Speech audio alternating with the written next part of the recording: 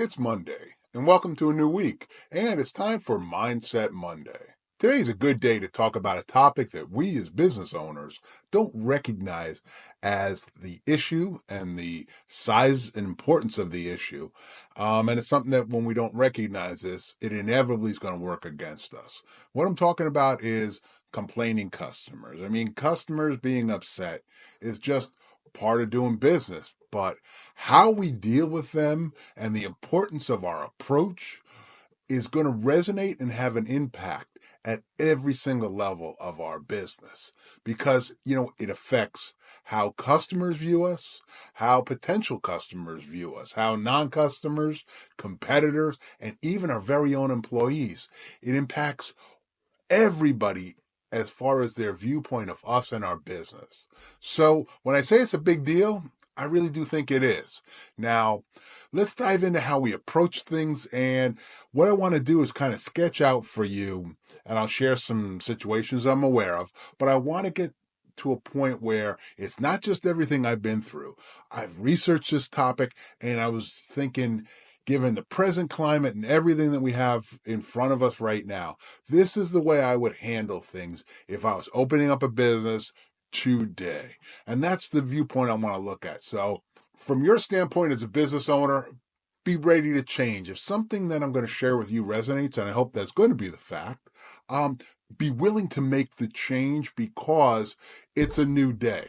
And making that change, I think, is going to have a positive impact up and down your business.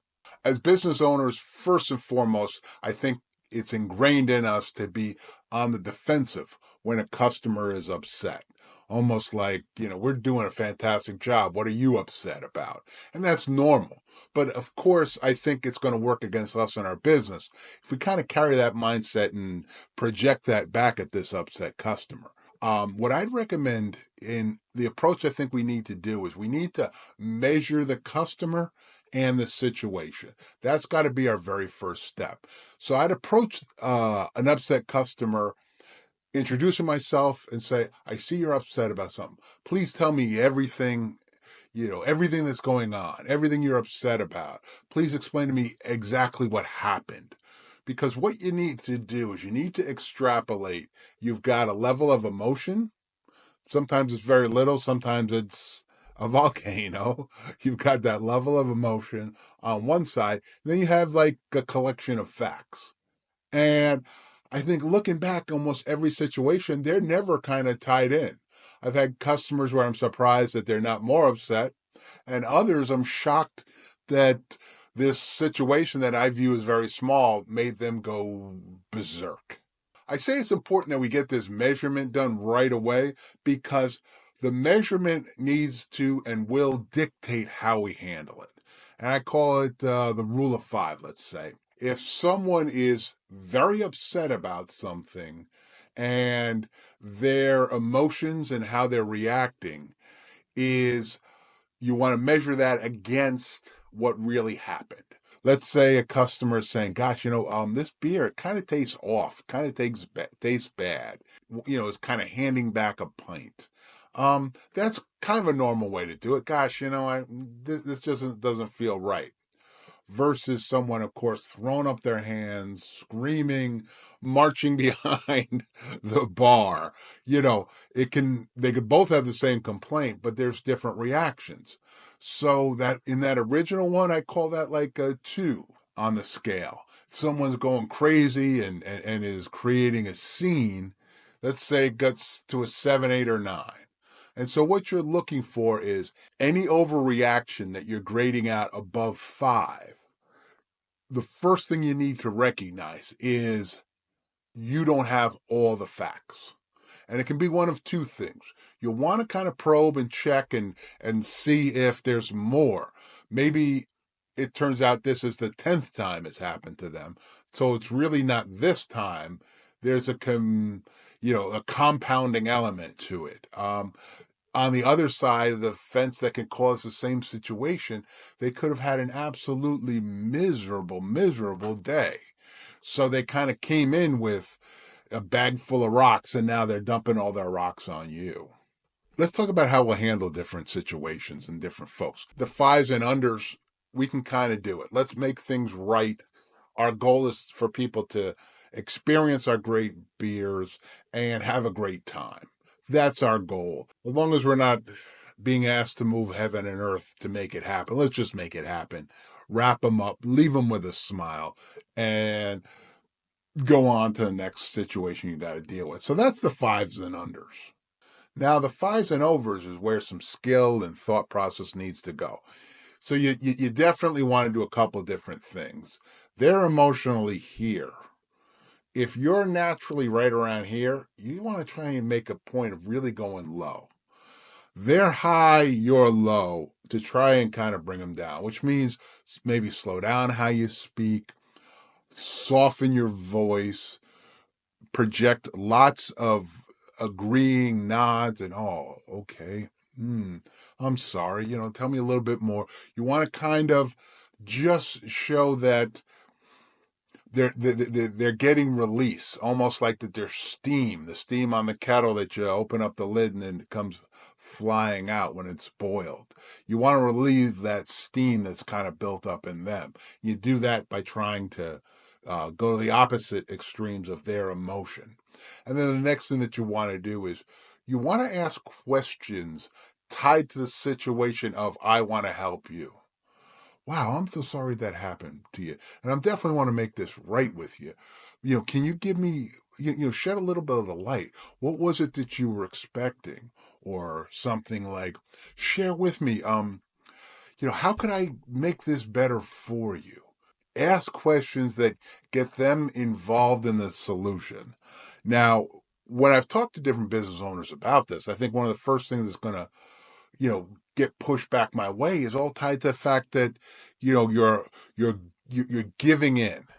You're not giving in. What you're doing is you're exploring and trying to find out where they are, and then the second half of that, why.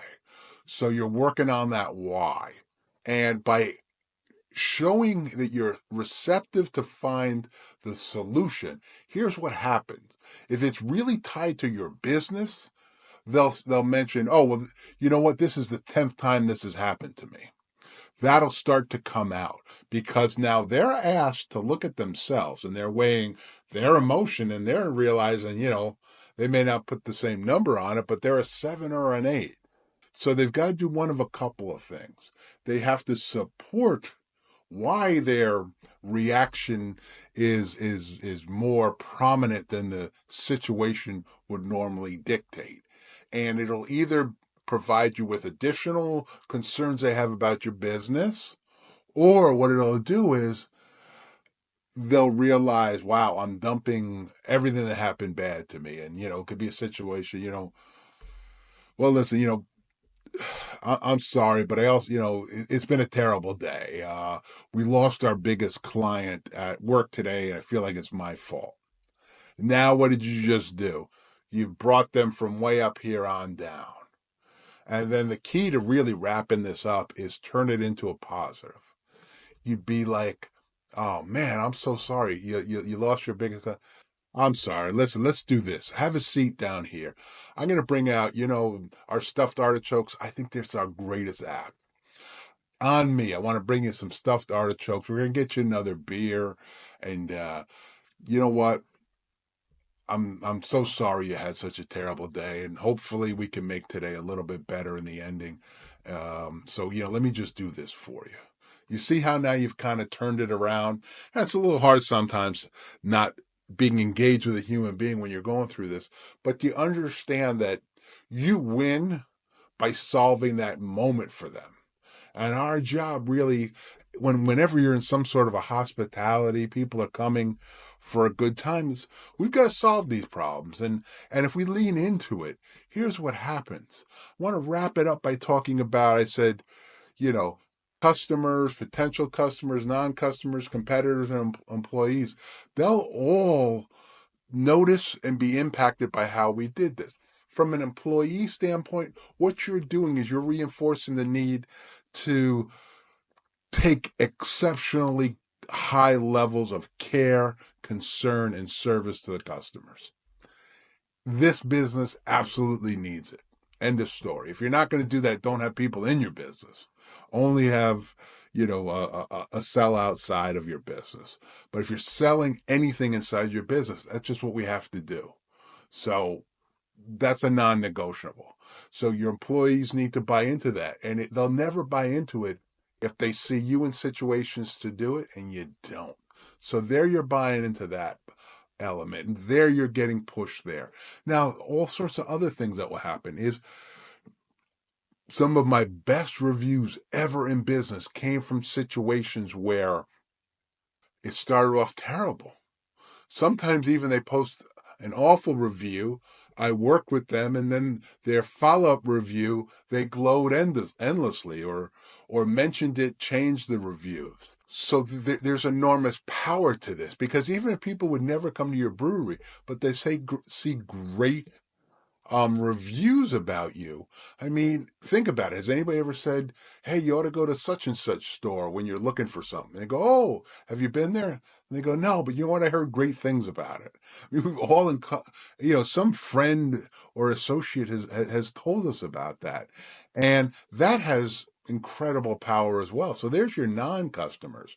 Your customers seeing you take care of people, and future customers see the reviews. So it really does impact and influence everything. So that's what I wanted to it's been on my chest. I wanted to get it off for you here. If you're new to my channel, what we do here is I help brewers with great beer market their way to their success. So give me a follow. Check out a couple of my other videos. I'll put the link right now to a video I think you'll enjoy, and give me a follow, because we need to change things in 2025. My videos tell you about that. And I think, let's be honest, most breweries' bottom lines are telling them that as well. And I've got a lot of resources and a lot of ideas and a lot of things I know will work for you. So give me a follow and we'll be sharing them. And until my next video, cheers. Here's your success.